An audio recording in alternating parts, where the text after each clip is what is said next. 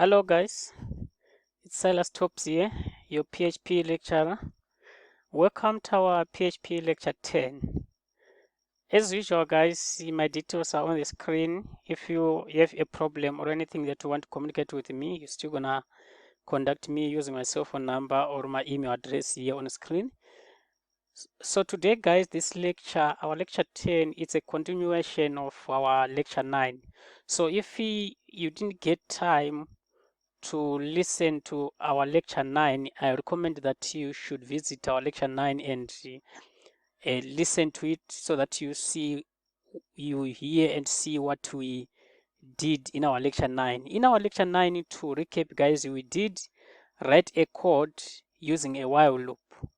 And that code that we wrote, we initially started with 10 laptops, and our program that we wrote were displaying this message saying selling a laptop done, then giving us how many laptops left and this loop were executed continuously until we left with 0 laptops in our storage. Then once we left with our 0 laptops, then we got the message that we were saying all laptops are sold out. So in this lecture guys, I'm just gonna show you how to rewrite the same code that we wrote using our while loop, but in this time using a for loop. You still remember I was actually even telling you guys most of the code that you can write using your for loop, you can still be able to change them and rewriting them using a while loop. The same applies also if you have got a code that is written using a while loop, you can still be able to change also writing the same code using a for loop. So in this case, I just want to demonstrate how to write the same code that we wrote in our last lecture using a for loop. So without wasting time, guys, I have to open my Notepad++,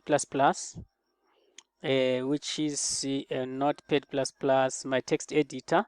So in my text editor that I'm opening, I'm already having the code that we wrote in our previous lecture with a while loop.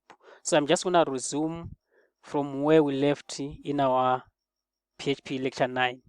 So in this lecture 10, guys, lecture 10, we focus on changing this while loop code and writing it using a for loop. You know that initially we started with 10 laptops. So how do you change this while loop into a for loop? I'm just gonna show you step by step, guys. Here, the first thing first, because I am writing a PHP code, I need to have an opening tag for my PHP, which is question less than sign, question mark, then PHP. Then I need also to have a closing tag for this PHP. The closing tag for PHP is simply question mark, then a greater than sign. So my code should be inside this tag because it's a PHP code.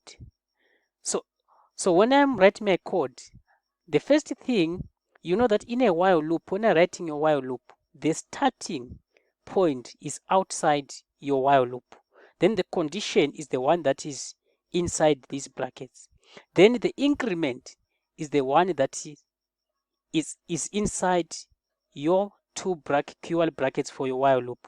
But in a for loop, the syntax for loop is simply for loop with these brackets, and inside these for loop brackets you are going to have 3 expression or 3 variable. So the first one is going to be the starting point of your iteration. So your starting point of your iteration is simply this the number of laptops that you have initially. So I simply copy this and I want to put it inside my bracket for loop here. So this is my starting. So the second argument that should be inside your for loop is a condition. So the condition that I have here is this one on my while loop, which is while laptops are greater than 0, I need to keep on executing everything that is inside this bracket. So now this condition also on my for loop, it will be a second argument on these brackets for my for loop. So I simply paste this one here, then I'm gonna actually change maybe a little bit. So after this, the second argument, I have got the third one. So the third one is the increment or decrement, because here I started with 10 laptops. So 10 laptops, each and every time when I sell a laptop, that laptop will be subtracted from the laptops that I have in storage. So I'm going to use a decrement operator because I'm subtracting one laptop each and every time when I sell a laptop.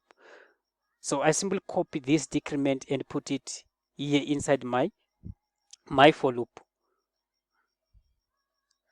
Here, let me paste it here.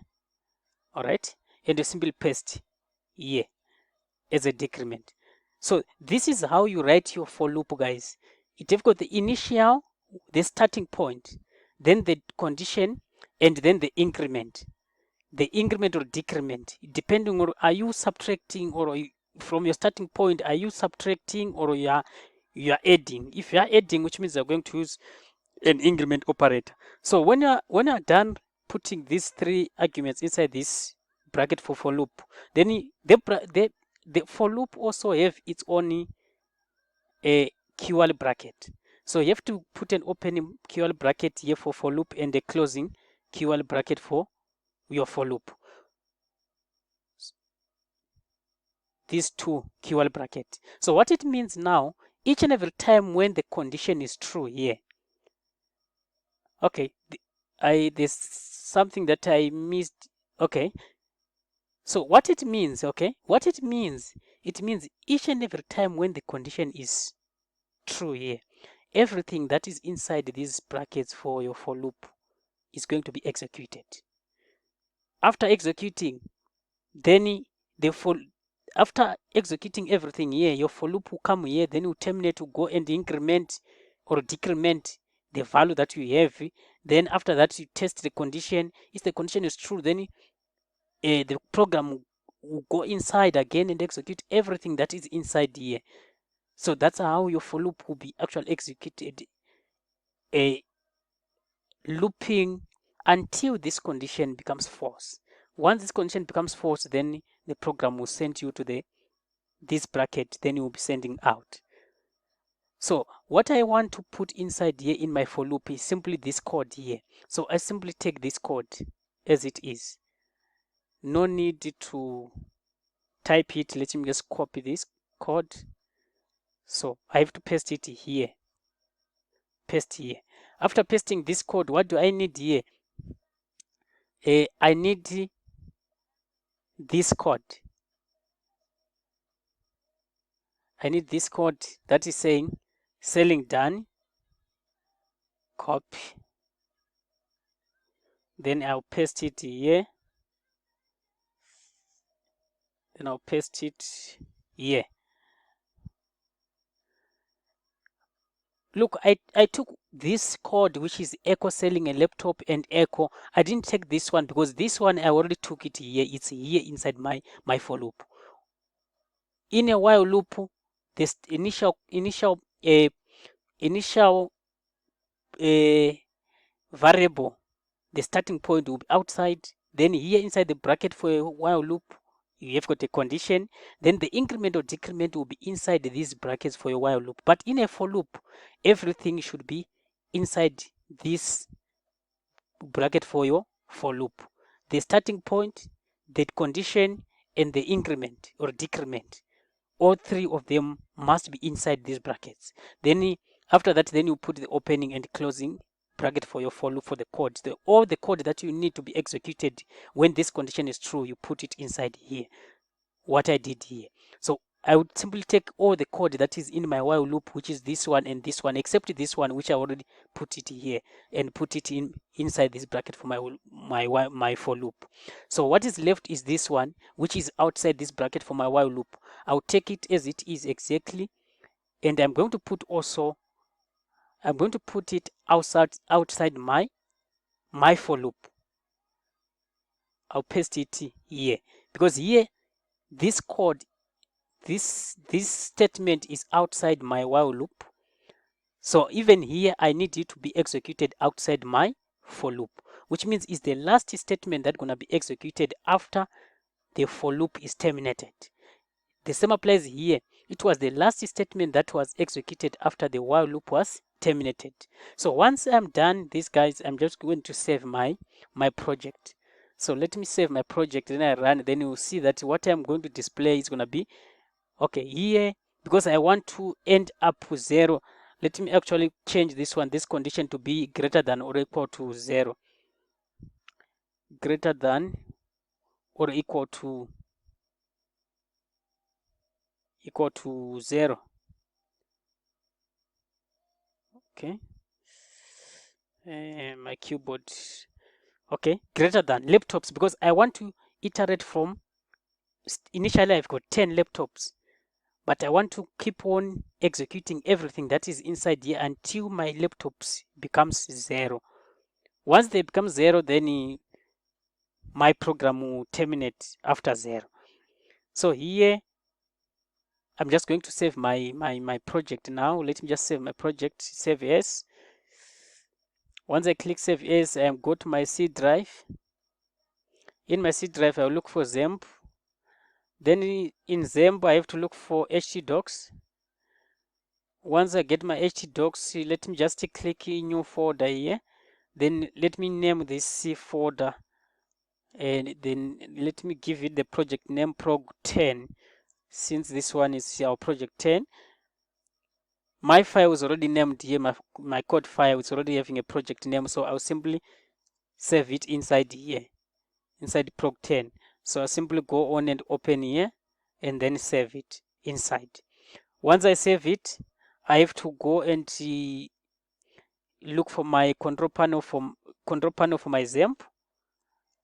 Control panel, then I'll simply click here, XAMPP control panel. I have to make sure that my Apache is started. Then I also have to start my SQL. Once these two are running, then I can simply minimize my control panel. Then I'll go to my favorite browser. In my favorite browser here, I'll simply type localhost / then the name of my project, which is prog10. Then press enter. Then I will see my project being displayed here. Okay, I'll see my project being displayed here. Then I'll simply click my project. So you see, guys, this is what I'm getting. The exact output that I got in our lecture 9 when I ran this using a while loop is the same output that I got when I ran it with a for loop. So I hope, guys, you can be able to change now if you are given a loop program that will be written using a while loop. If you are told to change that project to rewrite it using a for loop, you should be able to do that, guys. It's pretty simple. It's not that much difficult. You just need to know the syntax. When you are changing in a while loop, the starting position, the initial must be outside, declare this one, then it must be outside your while loop. Then that will be in this bracket for a while loop, it's a condition. Then the increment or decrement of your variable should be inside this keyword bracket for a while loop. Then when it comes to a for loop, everything must be inside these brackets. The starting should be the initial here variable, the starting point of your running of the program. Then here should be the condition, which keeps on sending you inside these two brackets for your for loop. As long as this condition is true, you'll be sent inside and run everything that is here. And also this one is an increment. So this is how you write it, guys. This code that is inside the bracket is simply the code that is here. You simply take it, then you write it here. So I hope, guys, you understand how you write a while loop and a for loop code. And I hope you enjoyed this lecture, guys. Just keep practicing, keep well, keep safe. I'm looking forward to see you guys in our next lecture, which is the PHP lecture 11. Thank you, guys. Have a wonderful evening.